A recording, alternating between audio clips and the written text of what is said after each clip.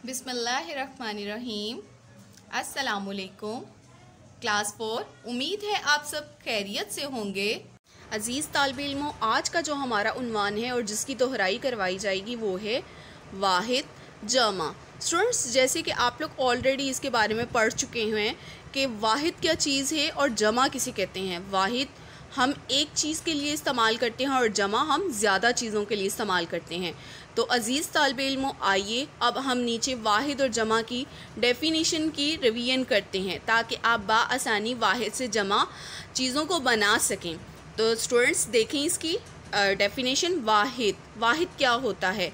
वो कलमा है जो सिर्फ़ एक चीज़ के लिए बोला जाता है, मसलन किताब, कुर्सी, लड़का, कुर्सी।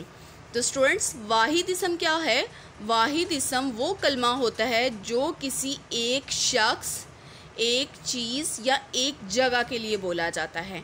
खाली चीज़ के लिए भी नहीं बोला जा सकता, इसमें शख्स का नाम आ सकता है, जगहों के नाम आ सकते हैं, लेकिन सिर्फ़ एक चीज़ के लिए। और इसकी एग्जांपल स्टूडेंट्स आपको यहाँ पर दी हैं, किताब, लड़का और कुर्सी।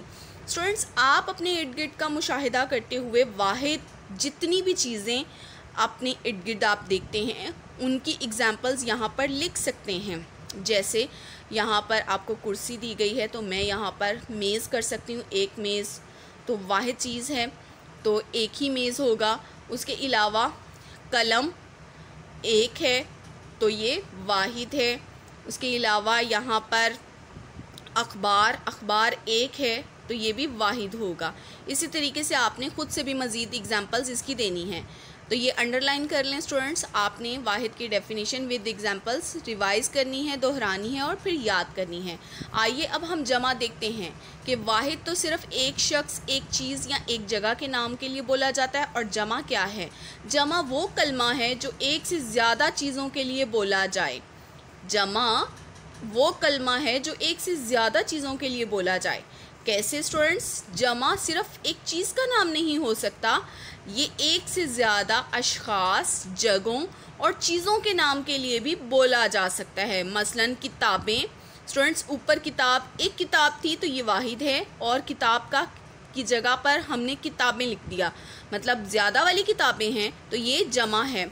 लड़के, ज़्यादा लड़के हैं तो ये भी जमा है। कुर्सियाँ, बहुत सारी कुर्सियाँ हैं तो ये भी जमा के ज़मरे में आएगा। इसी तरीके से स्टूडेंट्स आप लोग अखबारात कर सकते हैं। कोई जैसे बुखार है तो उसका बुखारात कर सकते हैं। इसी तरीके से स्टूडेंट्स आप लोग, कोई ज़र्रा है, रेत का ज़र्रा है तो उसका जमा। डियर स्टूडेंट्स, आइए अब हम वाहिद से जमा बनाने के चंद कवायद सीखते हैं। जिस तरीके से आपने मुज़क्कर और मोनस के चंद कवायद सीखे थे, इसी तरीके से वाहिद चीज़ों को हम जब जमा बनाते हैं तो उसके लिए कौन कौन से असूलों को मद्देनज़र रखना है। जब ये अगर इन असूलों को मद्देनज़र रखा जाएगा तो हम बाआसानी वाहिद से जमा बना सकेंगे।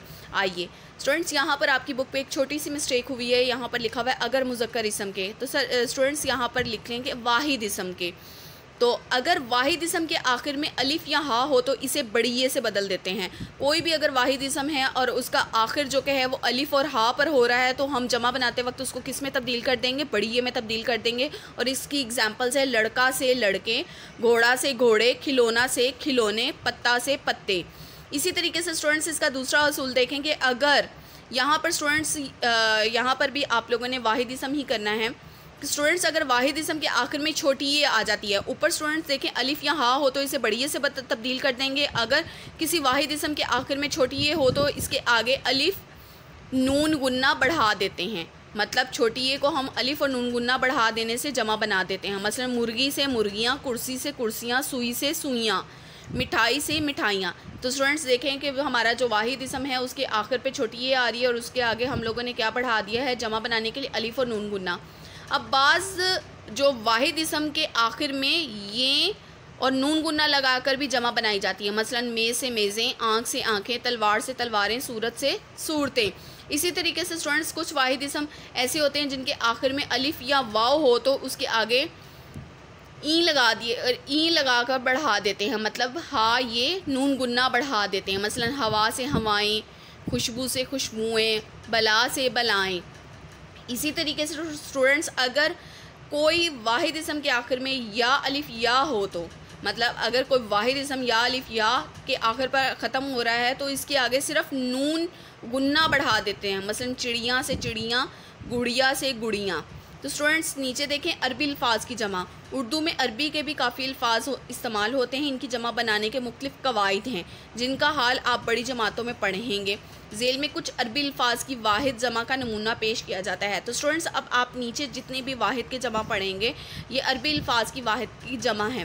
تو اسٹوڈنٹس عربی الفاظ کی واحد جمع جو ہے اس کے بارے میں جتنے بھی قواعد ہیں وہ ہر لحاظ سے مختلف ہیں، تو اس وجہ سے آپ ان کے اصول جو کہ ہیں وہ بڑی کلاسز میں پڑھیں گے۔ آئیے اسٹوڈنٹس اب ہم نیچے دیے گئے واحد کے جمع بناتے ہیں۔ واحد جمع: استاد، اساتذہ، امیر، امراء، ایجاد، ایجادات، ادب، آداب، اخبار، اخبارات، آلہ، آلات، انتظام، انتظامات، بخار، بخارات۔ اسٹوڈنٹس یہ جو آپ کو فیور ہوتا ہے یہ وہ والا بخار نہیں ہے، جو آبی بخارات بنتے ہیں ایک پورا سرکل ہوتا ہے، اس کے بارے میں بیان کیا گیا ہے کہ بخار بخارات ہیں۔ برکت، برکات، باب، ابواب۔ باب اسٹوڈنٹس سبق کو کہتے ہیں، تو سبق یہاں پر، اور اس کی جمع اسباق، مطلب باب ہے تو باب کا پھر ابواب آئے گا یہاں پر، مطلب سبق کو کہتے ہیں یہ۔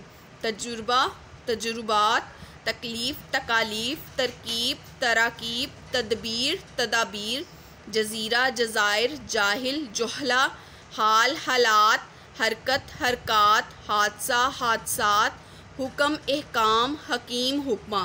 تو اسٹوڈنٹس یہ تھا آج کا آپ کا لیسن۔ آپ کو امید کرتی ہوں کہ آپ کو اچھے طریقے سے واحد اور جمع کی پہچان ہو گئی ہوگی کہ آپ لوگوں نے کس طریقے سے واحد کو جمع میں تبدیل کرنا ہے اور اس کے لیے کن قواعد کو مد نظر رکھنا ہے۔ اب آپ نے یہ والا لیسن جو ہے وہ زبانی دہرانا بھی ہے اور یاد بھی کرنا ہے۔